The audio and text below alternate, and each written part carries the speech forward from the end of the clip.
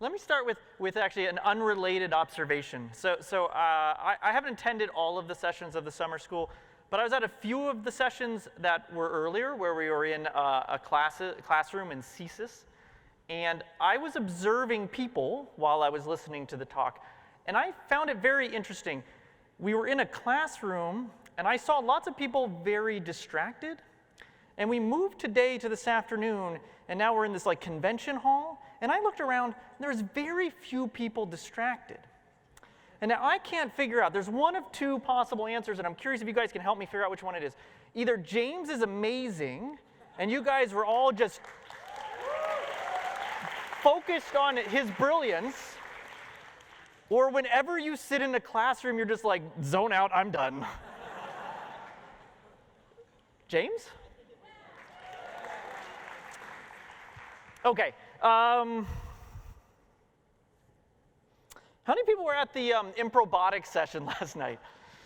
Okay, that's great. How awesome was it? For the people that weren't there, I want you to make you feel bad. How awesome was it at the improbotics session last night?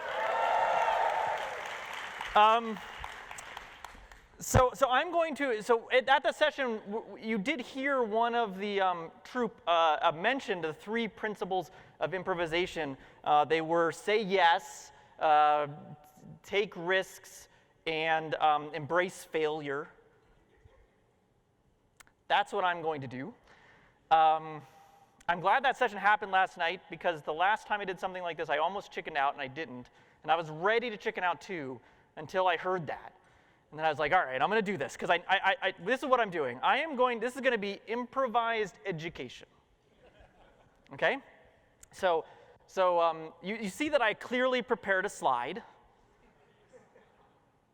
That's the rest. I'm really not kidding. I don't got anything else.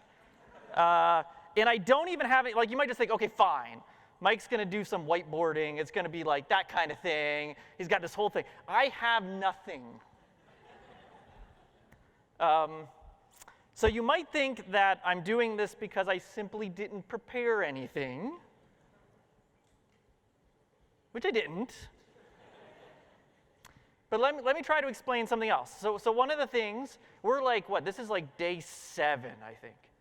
Day 7 of 4 times a day, you have an incredible lineup of speakers. Like, I don't know how much you've thought about how incredible your lineup of speakers is, but it's been insane in terms of world-class expertise, drilling information directly into your brains. I think we should actually, I've been doing a bunch of applause-like things, but I think we should thank the organizers again, because this lineup of speakers is amazing.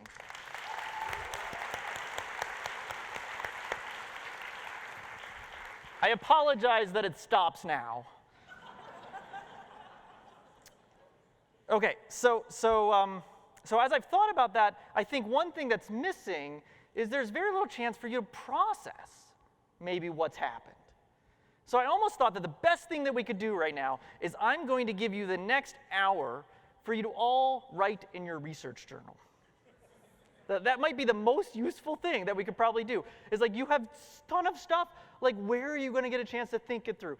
So I could do that. We could all just stop, and we're all going to pull out our research journals, and then I could be done. But let me try it slightly differently. Here's what we're going to try to do. I want to try to process all together as if we're writing in our research journals. I really don't have anything. You might have been thinking, no, he's just saying he doesn't have anything. I have no agenda of where I want to go with this. I have no slides. I am going to attempt to respond to what you're saying, and hopefully this is going to become educational through improvisation. I do have some goals. I do hope, my goal number 1 is I do hope you learn something in the next hour. I don't know what that is yet, but we're going to try to figure that out together. 2, I actually hope I learn something in the next hour. And then 3, I hope that I will hold your attention for the next hour. And those are my 3 priorities. So I have done this once before. I did something like this at the last summer school. People afterwards told me it was good. I don't know if they were being nice to me. So right now, I'm going to start by saying, I hope you do. If you enjoyed this, come up and tell me. And if you thought this was a disaster and it was really the worst talk, no offense will possibly be taken. Come up and tell me, because then I won't do this kind of thing again. Okay? Okay. With that said, I do want to try to give some focus. We're not going to process all of the summer school. Let's talk about, here's what we're going to do. We are going to get a chance to process in our journal James's talk. That's what we're going to do. So we just spent some time trying to understand, through James's talk, finding all kinds of problems, but I want to come back to that and just say, okay, like he presented many, many problems. Maybe what we could get out of this is trying to get some way out of this. Let's find our way through this, but we're going to all do this together. So I'm going to really need you to help. Okay. Is everybody on board so far? Okay. All right. How to get started. I really want you guys to participate, so I'm going to throw something to you, and then I'm going to force you to participate, but I will sort of throw something to you. And let me give just a tiny bit. I think this might be helpful, but let me give a tiny bit of a picture that I want to frame things with that I think, so James, a lot of what James talked about was this sort of game theory as being like, let's go to like mathematics and axioms and foundations, and then we're going to drive some stuff and observe what happens. And there's a certain element that when we think about multi-agent RL, it's natural to go here. And there's a beautiful mathematics that can be derived from this and lots of cool stuff. And it's cool because like it's just sometimes fun to derive all this stuff. And if you haven't really gotten into game theory, it really is. Like I'm with James. Like there's a lot of really interesting stuff. Whether that leaks outside of that game theory set of axioms is not always clear, but I think there's a sense in which we could talk about multi-agent RL as just being about this axiomized mathematics and where do we go. There is a whole other way that we could be trying to think about this, which is saying, okay, you've already made a mistake. Why did you bring up multi-agent RL? This was your mistake to begin with. That the real picture is that there's an agent acting in the environment. That's it. Like, that is the end of the story. Like James said, but what if there are other agents in the environment? I mean, there's all kinds of things in the environment. What does that matter? And maybe it just doesn't. And that's a perspective that you can have. And I can align myself with that perspective at times. I think it makes a lot of sense. So there's this sort of just, maybe I'll just say, single agent RL is all there is. And that's a possibility, and you can live in that camp, and we might have a conversation in that camp, just like we might have a conversation that sort of lives in the game theory camp. But I do think there's something maybe in the middle that is something else that says, but what if it's not? What if there's something our agents should be thinking about? It may be like maybe some game theoretic ideas could leak into this space in the middle, which I don't even know how to label. Yeah.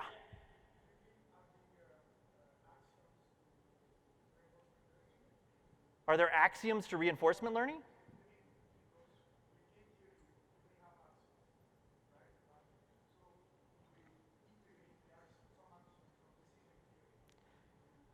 Oh, I think what you might be asking is, could we somehow like squeeze, I don't even know how to do this, I can't do this on an iPad, we could just squeeze that together where like somehow those things just line up and then somehow we have it all and there isn't anything in the middle. I think we live in the middle.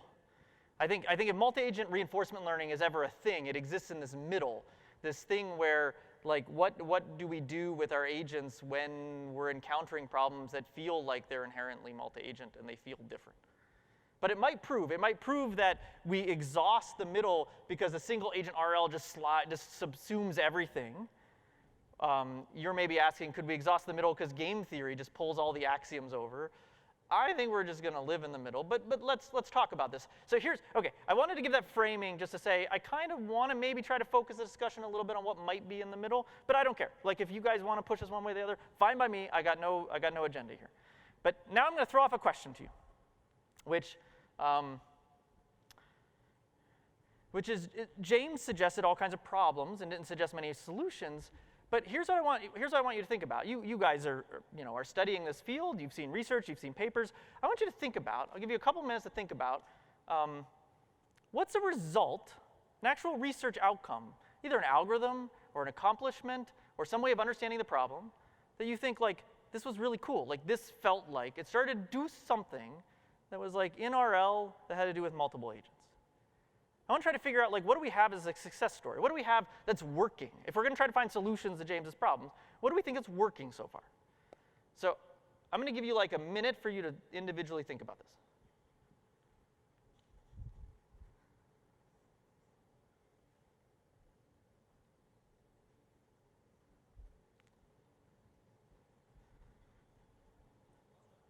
Okay, you're whispering and chatting, which is super awesome. So I'm going to just jump to what I was going to do next, which is find like 3 people around you. So like groups of 4, I want you to actually like share what you think. Just like the first one that came to your mind is fine, but then talk through what everyone thought about, and maybe you'll think like, oh, that's a really good one. So talk amongst yourselves and come up with like, what do you think is like a really pinnacle example of like, here's something we've done, and this feels important.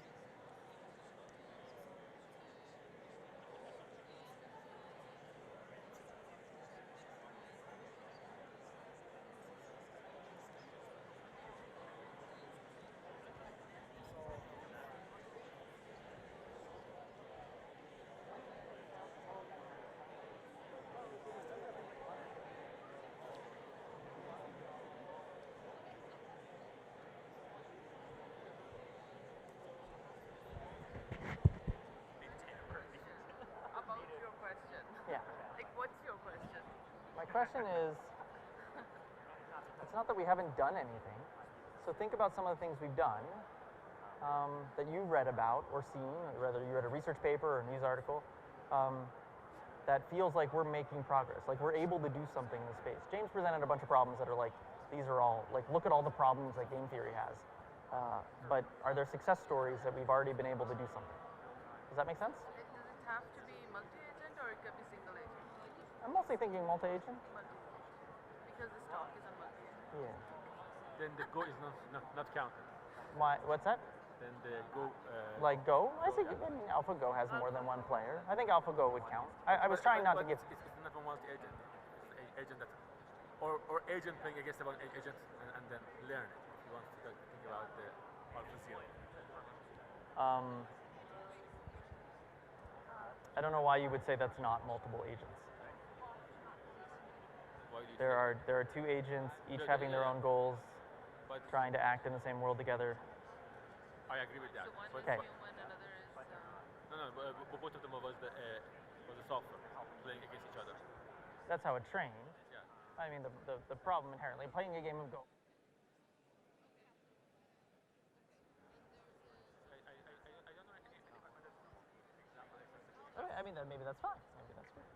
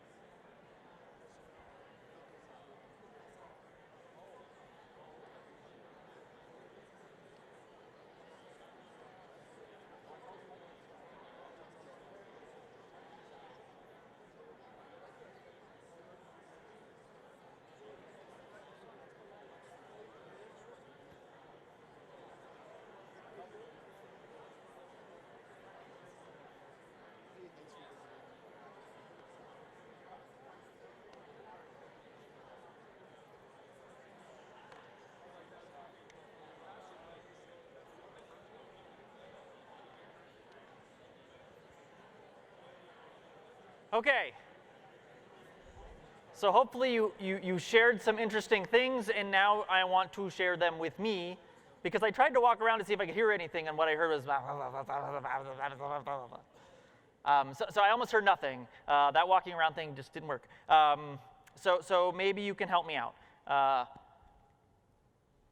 Like maybe if you had some conclusion, if you liked, if one particular one came up in your group and everyone was like, oh, that's really cool, or that's a good example of this, like we hear about that, or just one that you want to throw out there, I'm happy to hear anything. If you raise your hand, we'll actually bring you a mic. It might make this better. There's like hands all over the place. We're going to go super fast. Our mic people are awesome. Go, Spencer. We were talking about self-play as a thing that worked well and is sort of in between single learning or single agent learning and multi-agent learning. Yeah. Why do you say it's in between single agent learning and multi-agent learning? So according to James' definition of multi-agent learning, you have the ability, the autonomy to choose your own strategy, but in self-play, you're limited to learning the same strategy as your opponent, or playing against the same strategy as your opponent. Interesting. So if you didn't notice, I actually just gave a mic to James. So I just decided that James gets to respond to anything he wants to and can just immediately butt in. Just giving you permission to do that, James. I'm going to butt in now. So I completely agree. I think that, oh, this is so weird. I completely agree, because I do think that self-play is actually what we wound up talking about. I think it's a super powerful tool, and one of the things I'm really interested in is where self-play works beyond just zero-sum games. Is there a wider class where it's always going to buy you something?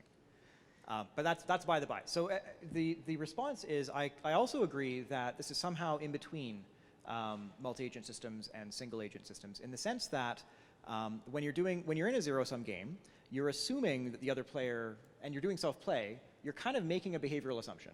And the behavioral assumption you're making is that the other player is out to get you. They're out to maximally hurt you, because it's a zero-sum game. And zero-sum games are special in that if you make that assumption and you're wrong, it can only help you, right? Being wrong in your beliefs actually you might actually exploit the other player more because of this wrong belief than you would have if you had a perfect, well, not if you had a perfect behavioral model, but you won't get harmed. You'll be no worse off than if you were in the equilibrium. And so zero-sum games are special. They're this funny place that's kind of single agent, but not quite. Cool. Did you want to suggest a particular, like, is it just self-play in general, or did you have a particular application of self-play that you thought this was the one? I was thinking of like AlphaGo and DeepStack, that sort of thing. Sure. Okay, so we have a couple of games of like Go and poker where this happens. Okay, more hands. We can jump to something completely different, or we could respond to anything anyone said. Like I said, I have nowhere where I'm going with this. I occasionally have something I might want to say, but I'll figure out the right time to add it. Sure, there. I have a mic here. So I was thinking about a skate controller, cascade controller. A cascade controller. Yeah, it's just in my field. I'm not sure if it makes sense into this context or not. But a cascade controller has one main controller, and it has one other one inside the loop that we call it a slave controller. Okay. It makes sense for me because sometimes the main one inside the loop is acting the slave one. That one should be like a single agent. When the other one is kind of collaborating with the slave, it might count as a multi-agent. Right. So what's the context that we're like? What's the application that? Or I mean, maybe there isn't one, but a process particular. control. Oh, what is it? Process control. Oh, process control. I see. And so if I try to understand this inner slave controller has its own objective it's trying to maximize, and then go ahead. You want to control something, and then there is another thing that is related to that. For example, in a tank, you want to control the level, and the level is kind of dependent on the flow rate entering the tank. So it would be like two controllers inside each other. One of them is a slave. I see. Yeah. So I'm wondering, let me jump to, I'll embrace James's definition here of what does it mean to be multi-agent and say, well, autonomy is a key piece of it. The word slave controller doesn't so much suggest like a little bit negative, right? But would you say that the slave controller has some autonomy over, or in this particular example, or no, maybe not? So I'm thinking when the slave control is under act, so it's inside the main loop. That one is a single agent. That's the controller is as an agent. acting itself and controlling one of those values. When the top controller is commanding the slave controller to do something, then it's a kind of collaboration. That time, I think it should be a multi-agent. I see. Is the way this is usually thought about in process control is as a multi-agent system? I see. Okay. Now This we is- don't use DLRL. This is more like this could be an opportunity where Yeah, we could do I'm just something thinking more about it. interesting. Okay, interesting. Cool. Is there a microphone on the left? No, Spencer's just holding one. So if when the person on the left is done, you could raise your hand and then Spencer would run over to you and we'll like get this super fast. So the microphone, if you want to put your hand up over here on the right, you can get a microphone. Anna. Oh, Alpha Star. Alpha Star. Alpha Star is the DeepMind program that beat professional players at StarCraft. Cool. What do you want to add more? I mean, I guess the microphone went away from me. Does anyone else want to add more about like what was exciting about that? Here, there's a hand here, or Osmar, somebody. Alpha Star, I don't have anything. Oh, well, you can add something else too. That's fine too. So I think a critical question here, like in the space you're trying to find, is to answer the question whether there's a line of communication between agents or not.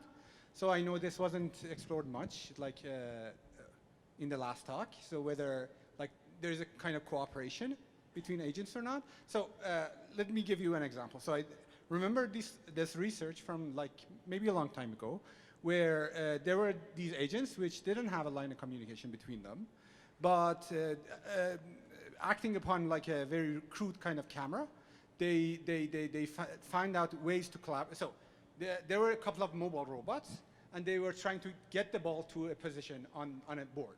And then they found, and the reward was shared. But there was no explicit line of communication between robots. And then they learned how to cooperate with each other to take the ball to that position. So yeah, so I don't actually have like a clear thing, but I'm saying like this is a good question to ask whether there's an explicit line of communication or not. And this is not game theory and not, well, this is emerging from single agent reinforcement learning. But yeah. Yeah, there's something, I mean, both the cascade controller example and maybe what you're talking about is in fact getting at something very different than say AlphaStar or self-play or this is zero-sum special, which is getting at very explicitly cooperative settings. And again, I mean, James's model, all of game theory doesn't rule out that, but it also doesn't focus on that. It just says that agents are, you know, their interests are their interests, and whatever happens, happens. But maybe we do have, maybe there is a sense in which some of our successes or the successes we want to see are maybe in more cooperative settings. I don't know, maybe that's true. I think it'd be really interesting to think about things that are kind of cooperative, but not perfectly, right? Like in your example, they're both trying to get the ball somewhere. Yeah. I would be really interested in, you know, can you expect to see cooperation arise out of people or agents whose interests aren't perfectly aligned, right? Which, you know, in the real world, you see that all the time. Yeah. We don't all want the same things, and yet we still kind of work together on the things that we care about. But we have some kind of like you have some shared like reward thing, right? Not Sure. I mean, exactly if it's zero sum, you're not going to get cooperation. Yeah. Sure. But if there's, you know, think about something like the battle of the sexes, where it's competitive in some sense, but it's cooperative as well. We want to coordinate. Yeah. And so there's all kinds of things that you could imagine coming out of a situation like that. Well, I think, I mean, related to the battle of the sexes, right? If I change the problem of battle of the sexes to be this, if I can just write down a matrix game, hopefully you guys now from the previous talk, that's all good. I can just write that down. Yeah. Okay, you're all game theorists now, according to James. I can just write that down. I mean, this isn't battle of the sexes. This is actually purely cooperative. But literally every single thing that James said about battle of the sexes applies here too. Do we both go to the ballet? Do we both go to soccer? Do we mix, which is worse for both of us? Like, nothing got changed just because James's version was semi-cooperative. I just wanted to add something else, because there's this notion of cooperation between agents and the environment. There's also this notion of having the same goal in the environment or different goals in the environment. I would have considered, I mean, maybe I would have considered that the same thing. I mean, the one way I think about that when I come to game theory is just say our utilities are entirely aligned. If you prefer outcome A over B, I prefer outcome A over B, would be what it would mean to be in a sort of cooperative setting. So that's not true of Battle of the Sexes in the way that it was presented, but it would be true of this game. So this would be fully cooperative. Microphone on the right? Yes. So also in the cooperative domain, so when we have an area where, for example, there is an earthquake and we need to explore who's alive or something, so we send small robots to explore the area without putting humans in danger. So this is also in the sense where they just have to cooperate among each other to cover all the area. But we also haven't included the notion of loss in these agents. So they the notion of what? Like they cost money, but their goal is to explore everything. I actually don't know. What's the state of the art of what we can do in this space? Like I know we have lots of robots. I thought we were mostly teleoping them. I'm not sure. I'm not sure. Okay. I'm not expert. If somebody else knows, they could raise their hand. And, oh, very much at the back. Are you going to answer a question for us?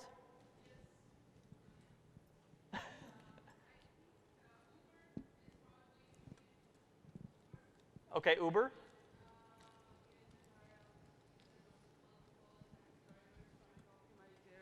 Their revenues.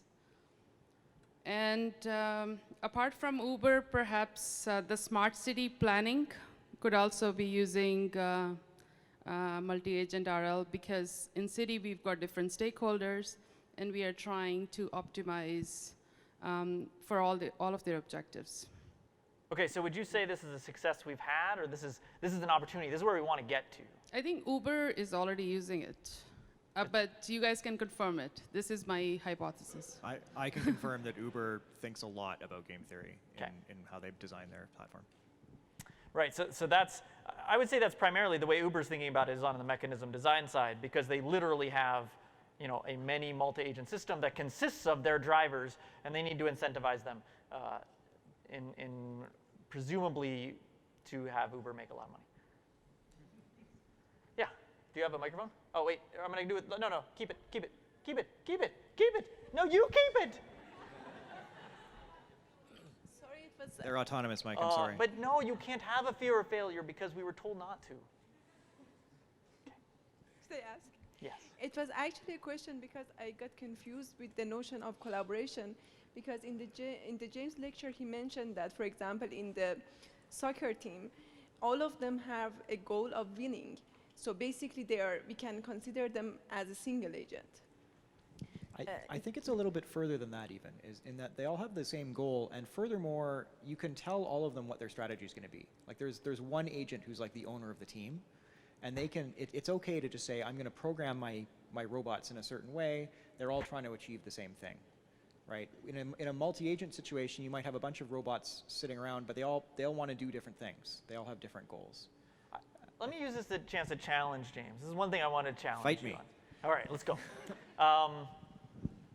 You put it all off onto this notion of autonomy, all off into, I need to have my utility, and it's mine. Yes. Can one not make a similar claim about my perspective and knowledge of the world, and the observation stream I'm getting is mine? And maybe that's why. That's my autonomy. My autonomy is I have to act on my observations. You're going to act on your observations. That's how it's going to be. Does that not create a multi-agent system? I mean, okay, yes and no. So I think that it does create potentially just a cooperative system, right? And indeed, we can see even in simple matrix games that there are still game theoretic issues that can come up in a perfectly cooperative system, even if it doesn't have this different kinds of utility autonomy that I was talking about. But I think that for me, the real key is whether this. Okay, so this has to do with whether we're thinking about software agents, especially, right? So what is the real agent in the system? That's right. There's some way that you could think about a multi-agent software system, which could be I, as the agent designer, program all of them. Yeah. And then that's the one. That was the decision. That was when decisions That's the happen. action. They are. And in that case, I'm that an obviously, agent, and they're kind of part of my agency. That obviously feels like a single agent decision. Yeah. But I could be an agent in a multi-agent decision where, yes, I know we jointly share the objective. We but all now agree, I still have to. But my autonomy happens now. I have to act. Yeah. And what do I do? Yeah, and I think that's those two situations are very different, and it's the first one that I really want to be careful not to include. I'm kind of on the fence about this cooperative situation, but I I really just worry that a lot of the time people see distributed systems and they think multi-agent system. And I think they're importantly different. I don't know if that conversation answered your question. You got this. Okay. So I guess my question is the situation that I'm going to picture, is this a multi-agent, or if it is, how we are going to define this? Because I'm thinking, okay, I'm going to make it very, self-serving, in that I'm thinking about an autonomous vehicle, and I'm talking about a user, and this can be applied to any human automation interaction, many of them that I can think of, and it's a matter of what the user wants and what the automation, whatever that is trying to achieve. And they can have different goals in that, so in my case, my users, they do not want to use this particular automation. I'm not going to go into detail. And then, and just imagine that it's not going to, they don't want to use it. But if we use the automation, we're reaching a better performance in terms of safety and such. So I'm thinking, we talked about the notion of the muffin. Was it muffin, the example you gave? Yes. It definitely The wasn't French. universal It was the muffin, utility yeah. unit. Exactly. Yes, So, muffins. so in terms of what, so there are notions that we would want to reward more, and they are more aligned with the goal of one agent. And I'm just wondering how would that, I know it's not democratic across all the agents, but because in terms of the real world, we do have values that would sort of like get priority, you know. So I just want to know, how would that be? Is it a multi-agent? Would it be a one agent where we just push for the muffin and we just want to achieve that? How would you think about it? The first part of what you said made me think of like agent alignment problems, where you have someone acting on your behalf, and they might have their own utility objective, but you want, when they maximize it, you to be happy when this happens. We have all kinds of principal agent interactions, right? Like a real estate agent is moving to act on your behalf, and then you try to set contracts up to give you alignment, so that when they achieve their goals, then you're happy because you've achieved your goals. Yeah. Is that kind of, like, I felt like that's what you're trying to say around this whole, like, there's an automated system that's trying to do its thing, and then there's the user who's participating. And obviously, if this isn't going to achieve my outcome, I'm just not going to participate. Like, sometimes we have that option. I feel like inherently, yeah, like we have lots of our computer systems. I think this was James's point at the end, as we continue to move forward with software systems running many parts of our life. We can't avoid this problem. Our software sits in multi-agent systems because we sit in with it. So maybe principal agent problems are, I don't know that we're good at solving them. I think we're not good at solving them right now. But I think we have a good understanding of when we can't solve them too, like what's hard about it. And a lot of it has to do with whether you can observe what happened.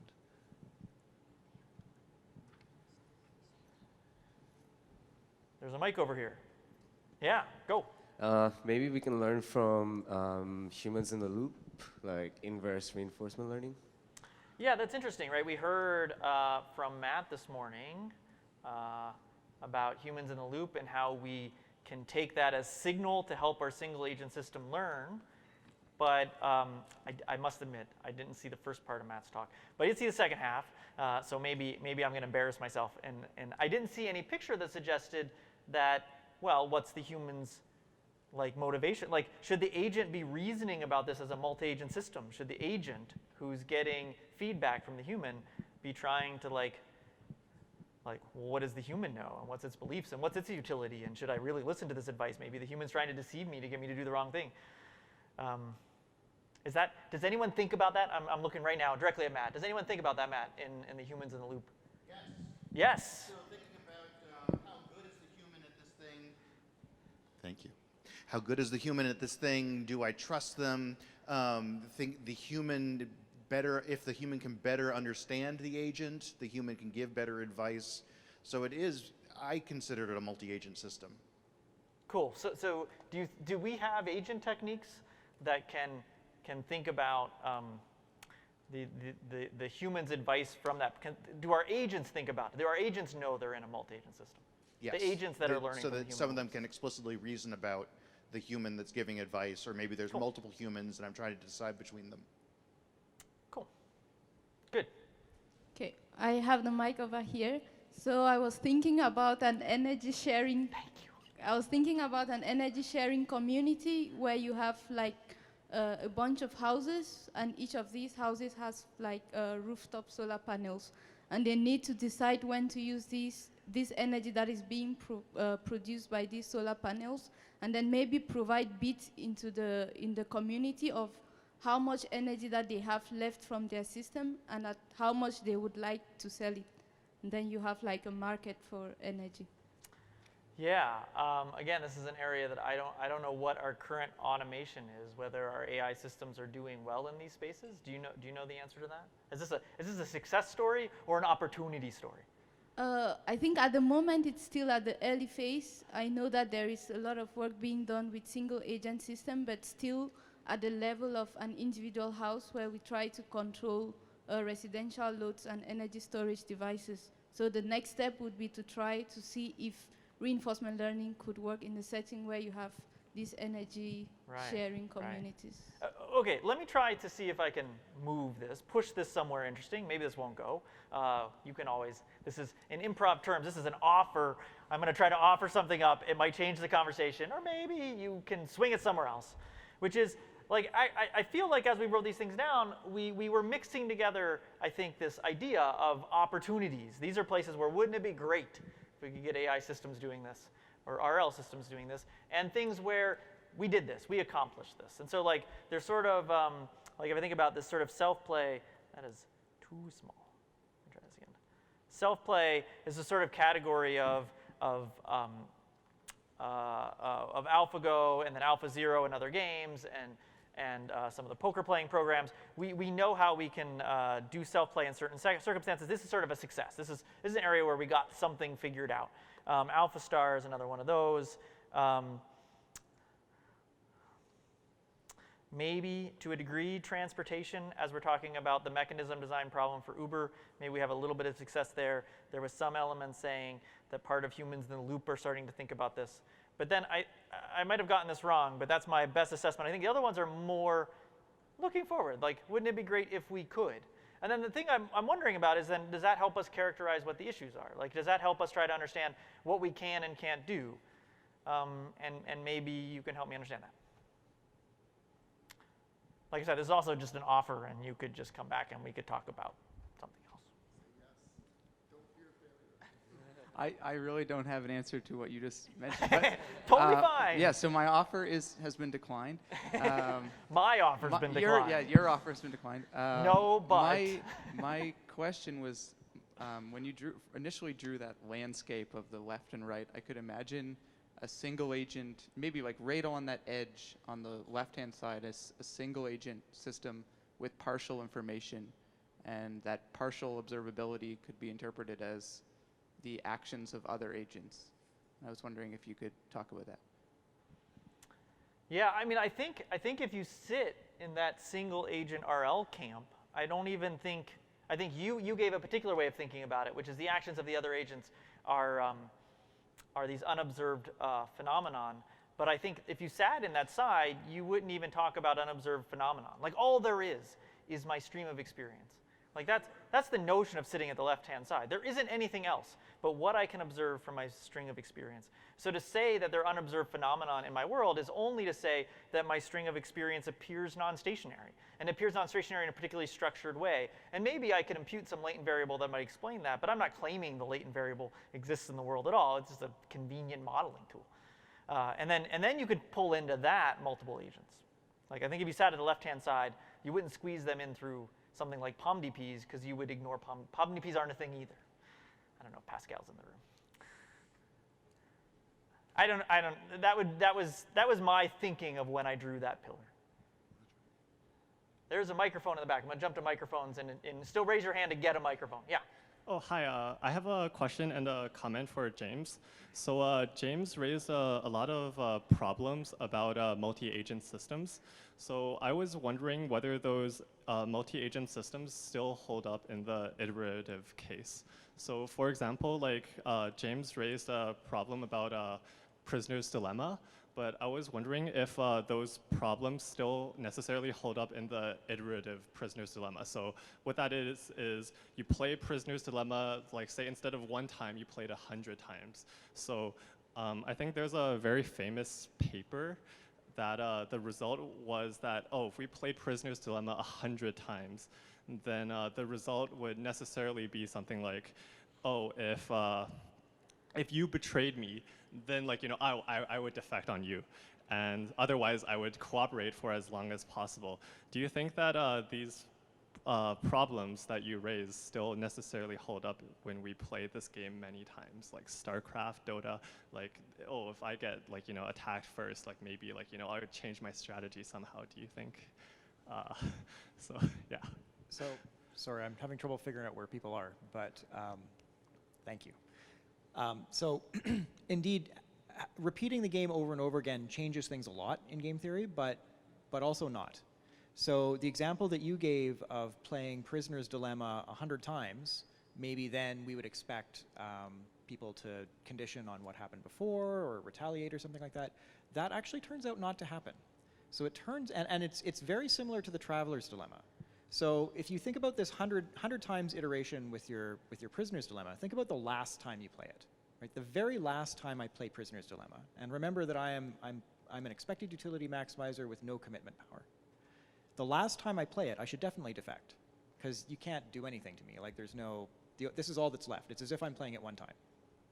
But now everybody knows that's what's going to happen, right? We all know that in the very last game, you can't make any promises about what's going to happen. Everyone's going to defect. So it's as if the last game isn't even going to happen. So now we're playing the Prisoner's Dilemma 99 times. And again, we've seen this movie already, right? What's going to happen is everybody's going to defect all the way through. So let me counter that with the usual answer then given is that I give some probability that the game ends. Exactly. And now with the probability the game's in, I do actually motivate more Nash equilibria. Yes. Right? So like tit for tat becomes an equilibrium. Exactly. So there's no qualitative difference when there's a finite and well-known end. But if we're either going on forever and we've got infinite discounting, or equivalently there's some probability at every step that the game might end, things get weird, right? Everything changes. They don't get better. They get weirder. I mean, both, really. Especially, even if you don't have a preference for weirdness, they still get better. Because what happens is that you can have an equilibrium like tit for tat or a grim trigger, where you say exactly, I'm going to cooperate until you don't. And so grim trigger is the fun one. If you ever don't cooperate with me, I'm defecting from now until the end of time. I will ruin you. Tit for tat is a little bit nicer. It says, if you defect against me, I'm going to defect against you next time. But then if you cooperate, I'll go back to cooperation. And so so what happens is if you say those are my strategies, those are my policies in this game, then those are equilibria. If I play grim trigger against you, and they're good equilibria in the sense that if I play grim trigger against your grim trigger, neither of us will ever trigger. Right? We'll both just cooperate forever, and that's awesome. That's Pareto optimal. And also maximum welfare. That's the part that's good. The part that's bad is that there's also an uncountable infinity of other equilibria. And they're all weird. They can get arbitrarily weird. They can be NP complete to even execute. You can say, well, I'm going to solve this randomly chosen stat problem, and that's going to be what I do, and maybe that's right. It could be you have to give me my encryption key in bits as the exactly. Cooperate defect, and if you do, then I will continue cooperating with you. But if you don't, then I'm done. Exactly. And so and maybe that's an equilibrium too. That's an equilibrium. Mm-hmm. Yeah, there's all sorts of crazy equilibria. So you said there was a very famous paper, and I want to make this final point because it's a fun social point. There isn't. There is no paper. Axelrod. This is a result called the Folk theorem. Oh, everybody already knew about it, apparently. So there's no name attached to this theorem because everybody was too cool to write it down.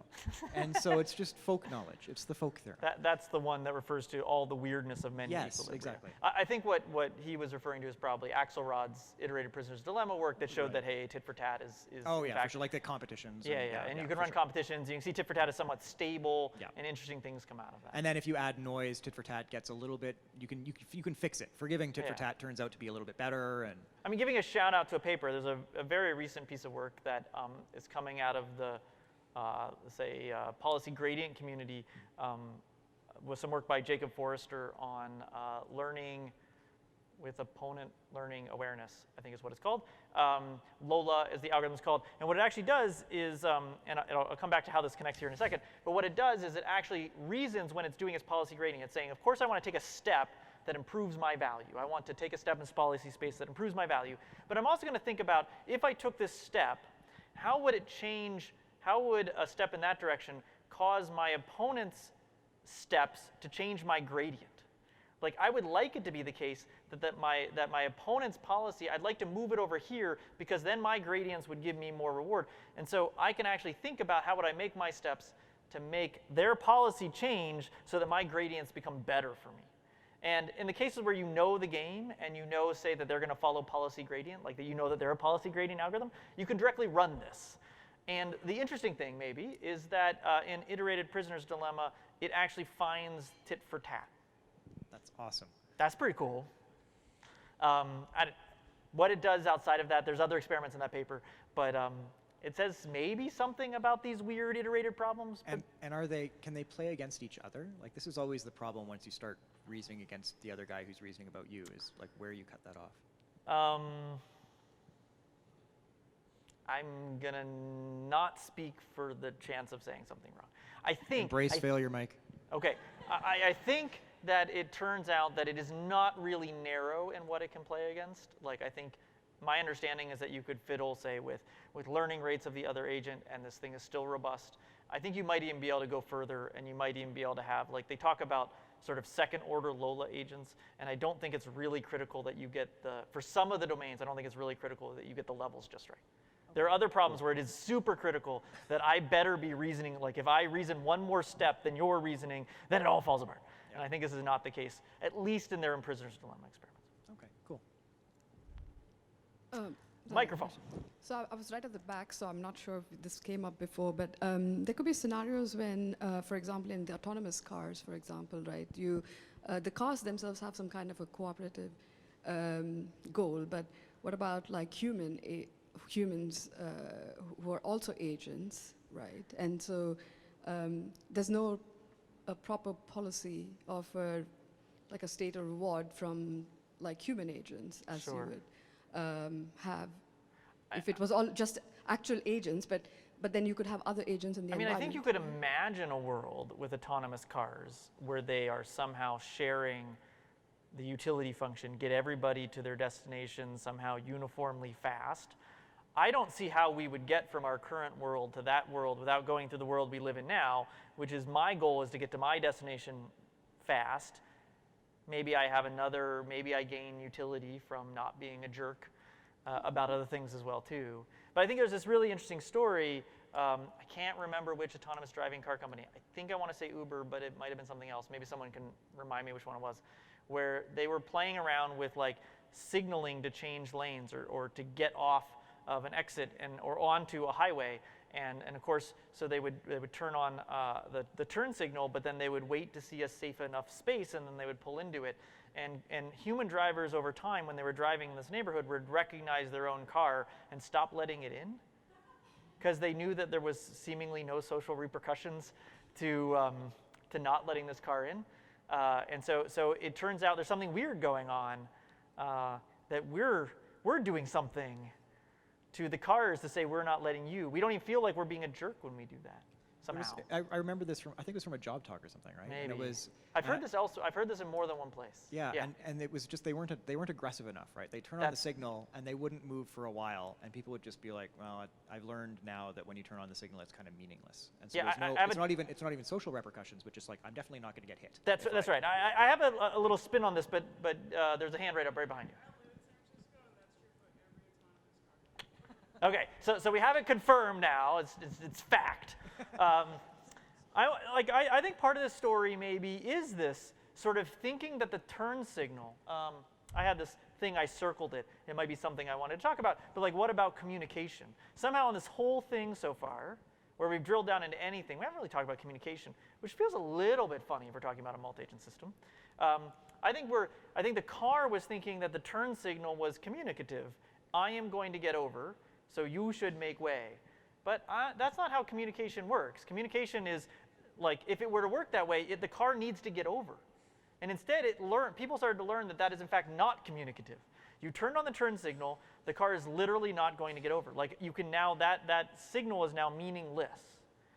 And I think the car needs to realize that signals, like communication, is about associating observations with effects. So the car needs to actually start moving into the other lane if this is actually going to work. And I think it failed, it actually taught the humans that it is in fact not communicating, that is a meaningless blinker. Yeah. There's a hilarious result in game theory with communication that's not expensive called cheap talk, where it is in fact the case where, so you can endow these games with a cheap talk phase where you can communicate before we play the game. So maybe we'll play Prisoner's Dilemma and I just get to send you some Battle of plain the text Sexes is Or even Battle of better. the Sexes, Battle more of to the the point. Sexes. Yeah, exactly. And you can play it. And the hilarious result is that in every cheap talk game, there always exists at least one of what's called a babbling equilibrium, which is one where you can say whatever you want, and I'm just not going to listen. I'm not going to pay attention to anything you send me, and I'm just going to do that. And of course, once one agent is behaving that way, there's no point in listening to anything they say either. And so it's always an equilibrium. And I feel like this is very reminiscent of a babbling equilibrium, where the car has taught us that its words or signals mean nothing, and therefore we should just ignore them.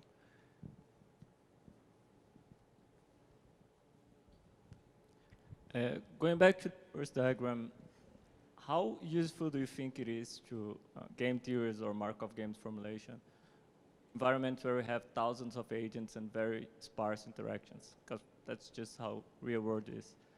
And the second question, follow-up question, do you think our focus on game theory is actually helping progress in multi-agent reinforcement learning, or is it hindering the progress? You asked two questions. Can you repeat the first question so I can understand The first question is both questions is how useful game theory is when you have very sparse interactions. I would say that if you have enough agents with non-sparse interactions, game theory starts to tell you less.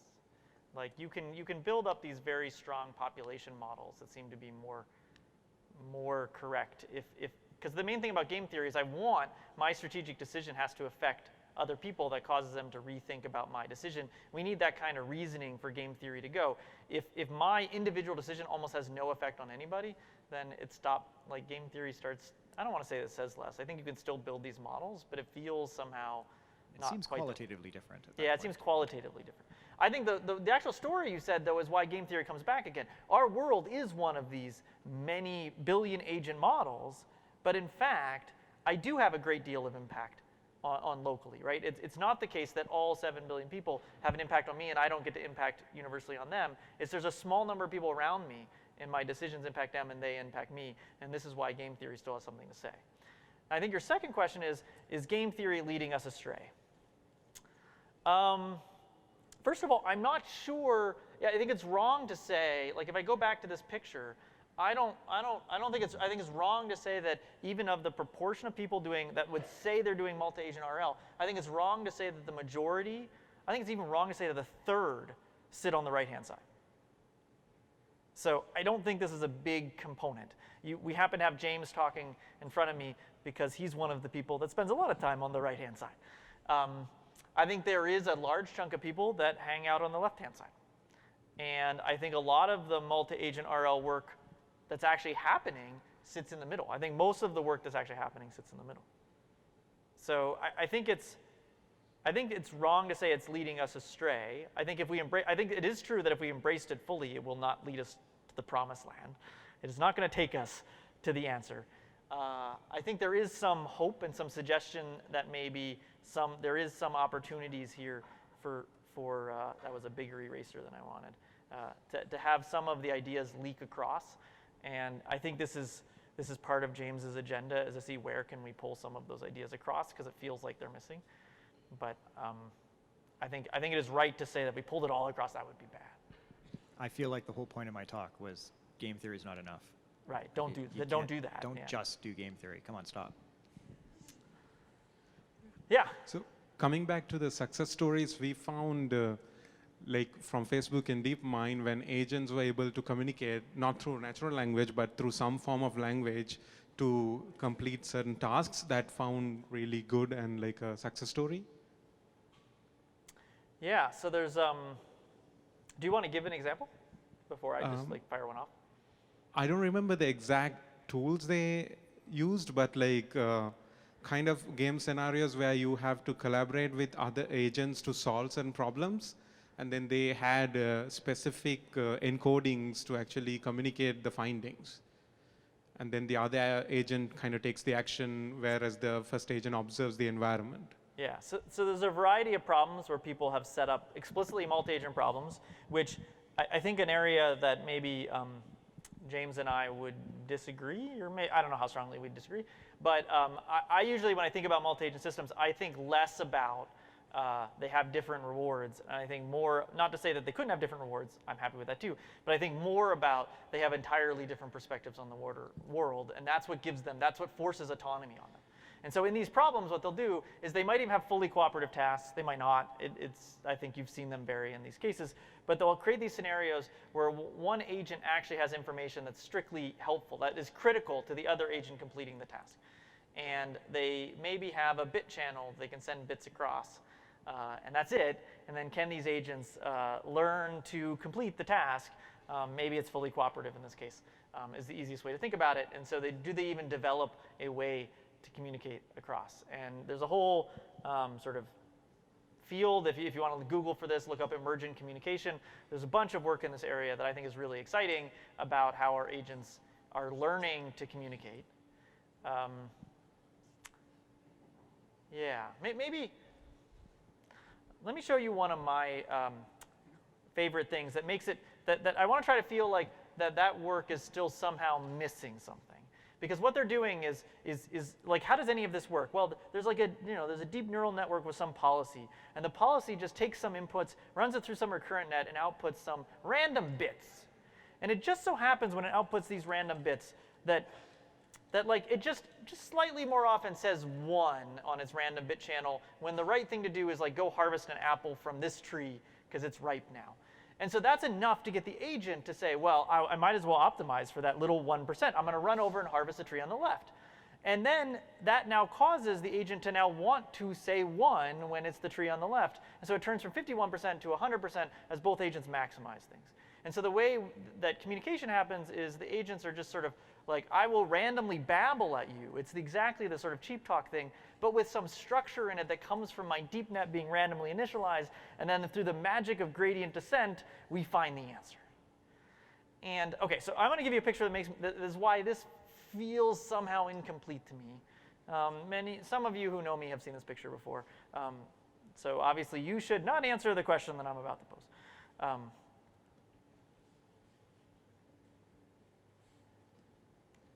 I don't draw, apparently, faces very well. There we go. Okay. I have 3 faces here. Okay, so the little setup, as James says, this is a silly little toy problem.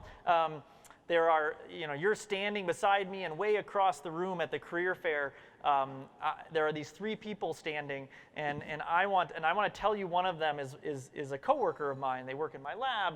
And I were to say, oh, it's the one over there, it's the one with the glasses. Which person am I referring to? If you've heard this before, you don't get to answer. I only want the people who haven't heard this before, because this, like, it matters. Like, I care about just what's your instinct.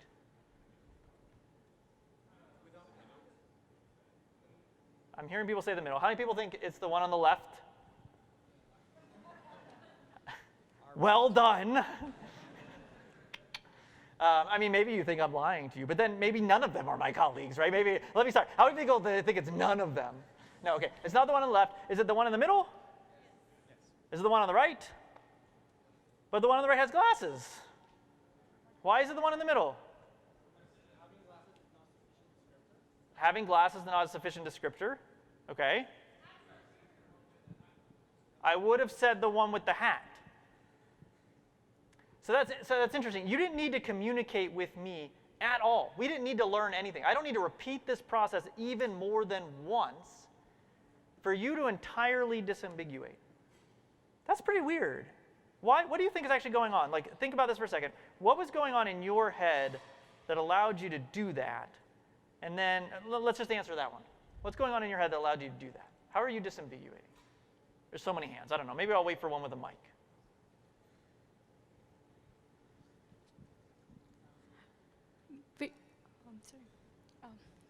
We didn't make any further assumptions, like when you said with the glasses, we just said the second one. Well, the third one had the glasses and the hat.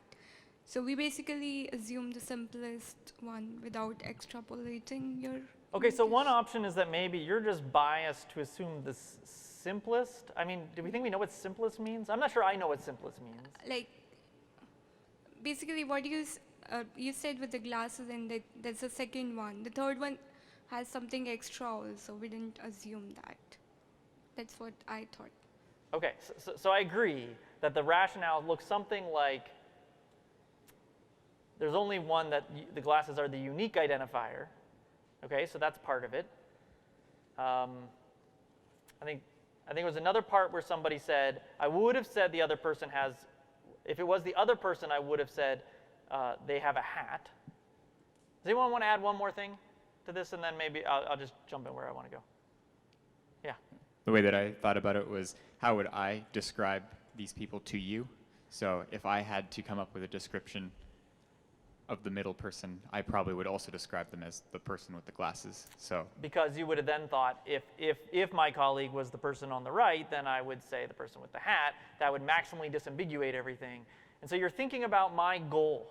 You thought about, I'm Yes. trying to tell you, I'm trying to make it disambiguating to you of which person I'm referring to.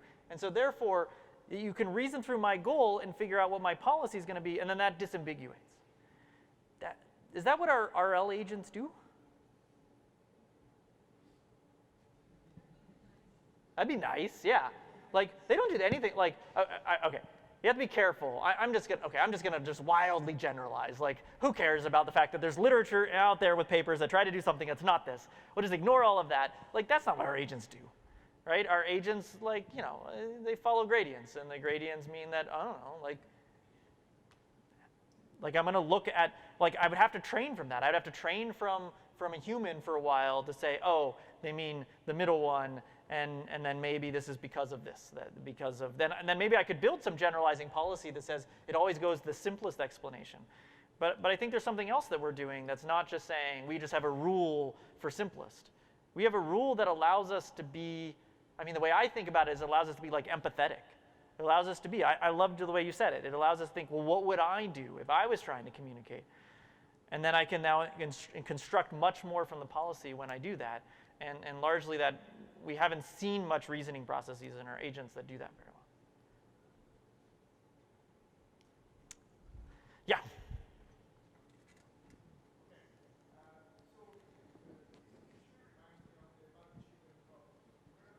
The what? I think I know this one, but say the word. But it has like a million names, right? Basically, okay, hi.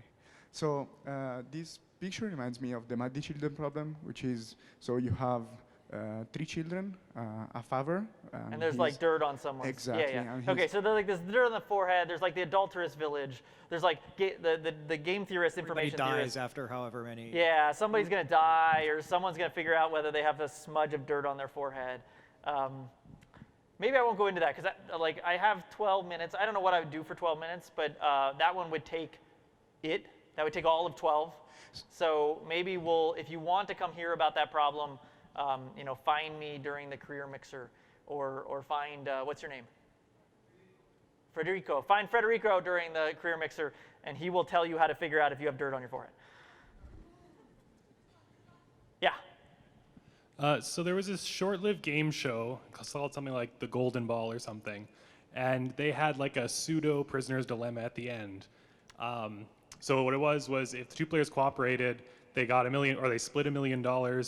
If one cooperated and one tried to steal, the one who steals would get the $1 million, the other one would get 0. But if they both try to steal, they both get 0. So not an exact prisoner's dilemma, but close enough.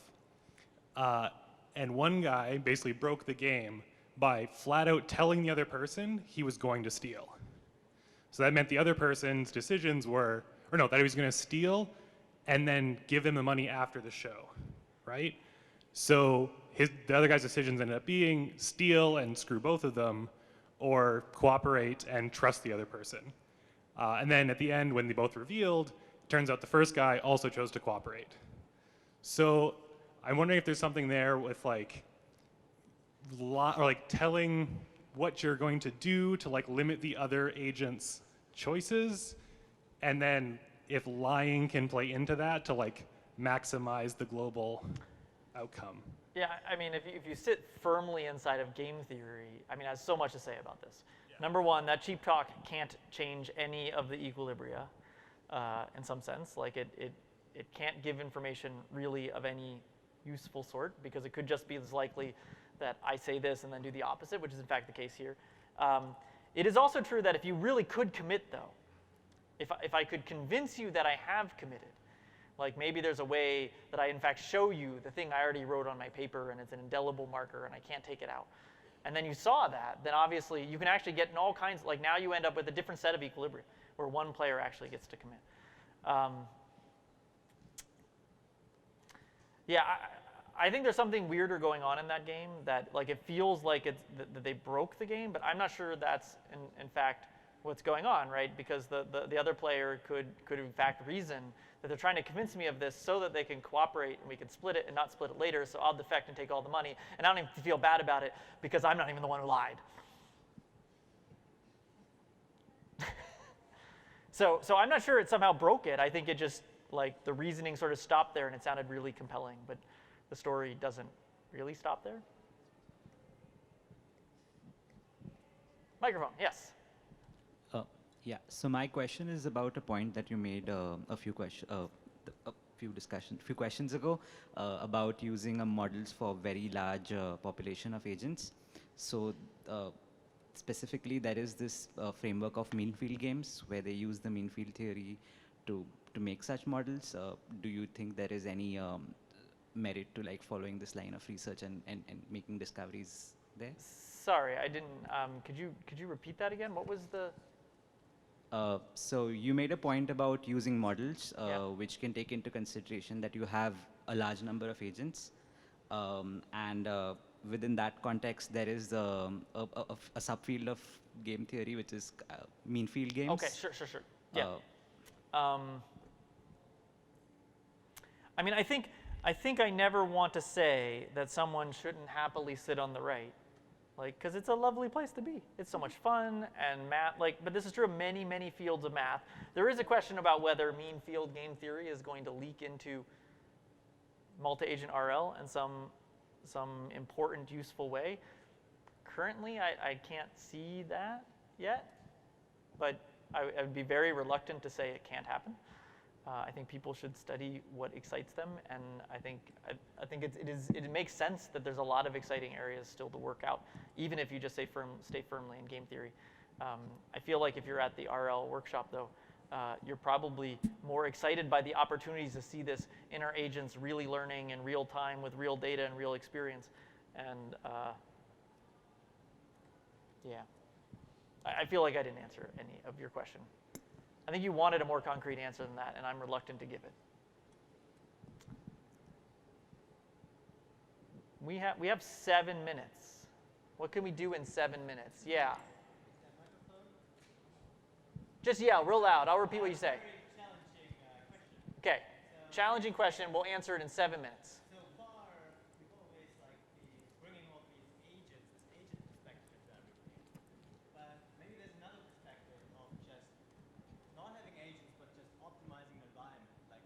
Bring agents into this kind of optimization process. Isn't that possibly anthropomorphizing by just saying there need to be agents in our environments? Wow, that felt really weird. But it's in the picture that we draw. It's right there. It's in the picture. No, I think actually, like. But we really have agents. Okay, I think there's 2 answers. Let me not do that one. Let me say that intelligence is about. It is the very act of, given a stream of experience that I can control in some fashion through some signal, is about how do I achieve goals in that. And And that interface, that problem is what we call an agent. But so I don't think we bring it in and characterize it. It just, like anytime there is that happening, that's an agent. So it's... But intelligence pursues some goal in the sense of bringing the environment into a certain state. So potentially we could also model this without talking about agents, but optimizing our environments to get into a certain state, and that could be part of having multiple agents or one if there's agent. a sequence of observations and then there's actions and there's some way of measuring the quality of behavior, and then the question is how does one affect those actions to affect the environment, then if you don't want to call that an agent, I mean, I suppose go right ahead, don't call that an agent, but I think you'll have trouble talking to everybody else. Okay. All right. So I don't know how to say that we don't want to have that word. I feel like that word is useful for exactly this concept. So I'm wondering if part of the multi-agent question is actually related to the absence of causal reasoning in RL models, in most RL models, that we have this simplification of the agent interacting with the environment, and it chooses actions, and that's where it stops most of the time. So do you think any of the causal reasoning could be used for theory of mind kind of things? I feel like RL's doing some causal reasoning, isn't it? Right, the very idea is that, you know, I'm in some state, I took some action, I ended up in state prime. I presume I caused that, and therefore that's why I'm building value functions and Q functions. That's the problem, though, that so we had this discussion where it was either everything is causal or nothing's causal. The only thing I control are actions, so I assume my actions are the sole source of future distributions in the world, which kind of takes away the ability to reason about other agents because we're not, it's just our actions, it's the only thing we do. Let me try to not answer that question in this particular way, which is to say that suppose you're firmly on the left. Like, how do you deal with, like, I'm really just saying there's just one agent. This is it. This is all there is. If there's other agents in the world, I really don't care. They're in the world. Like, they're just controlled. They're just changed my observation stream. What do I do about this? Like, how do things like the answer to this come about? Like, why is it that I would jump to that? And the answer would be, well, I'm going to see regularities in my observation stream. I'm going to see patterns in my sequence of observations that tell me things like, you know, when faced with a situation like this, and someone is being, or I feel like I'm in a situation where the right answer is to disambiguate as easily as possible, then I should attempt to do so, and I should pick the most restrictive class, and I've just learned that regularity. How would I learn that? I would have to learn that. It would be like this massively long-term temporal credit assignment problem. Right? I have to say that I'm learning that because of this experience that rolls way, way, way back. And that's entirely possible. Like this is why, like, I understand it. I understand how you can live consistently in that first place. But it also feels limiting in that it feels like it's a lack of an opportunity to not have to deal with such a massive credit assignment problem, and allows us to think about maybe there's something special, and it's dangerous to ever give special status to something, but maybe there is something special to the fact that those other interactions, those other things like when I take action and it changes state, those are these directly causal things that are easier for me to reason about. But these things where you're another agent who has goals in the world reacting to my choices, maybe it makes sense for that to be special. I don't know. All right, I'm going to let you guys have the last word, so this is not allowed. We're going to do a lightning round. You get 30 seconds. We'll do 4 people, 1 on each side. You're allowed to say something for 30 seconds. I'm not going to say anything between. I promise. I'll try. Yes? So this relates to the this diagram. So we talked about how a bunch of agents can be viewed as the environment. But it's kind of weird, but couldn't you view the environment itself as an agent in the sense that it's getting actions as the observations, an agent's actions are its observations, and the rewards that it outputs are the essential actions. So, and that's a possibility, but I don't know. Any thoughts on that?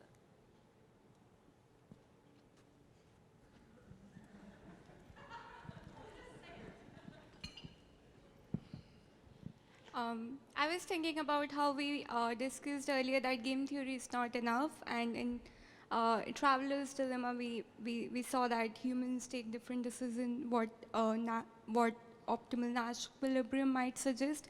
So I was thinking more on these senses, like we have our own biases, like there is a huge amount of study on behavioral economics, how we behave. Is it like worth considering to include some of those biases while designing agents? Like it might have like both pros and cons, but like so that they can interact with us well, or they should remain perfectly rational so that we can learn from them and be more unbiased. Something like that. This is harder than I thought.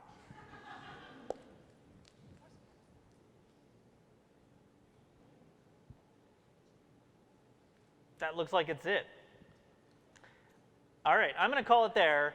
I really would, if you could find me at any point in time between now and the rest of the evening and want to give me some feedback. I will take anything at all. It would be very helpful. The next session, I think it's going to be stay in your seats because it's going to be really awesome. And we have Rich and Joshua and Martha to give you the most useful advice you'll need in the next 10 years or something like that. Thanks, Mike.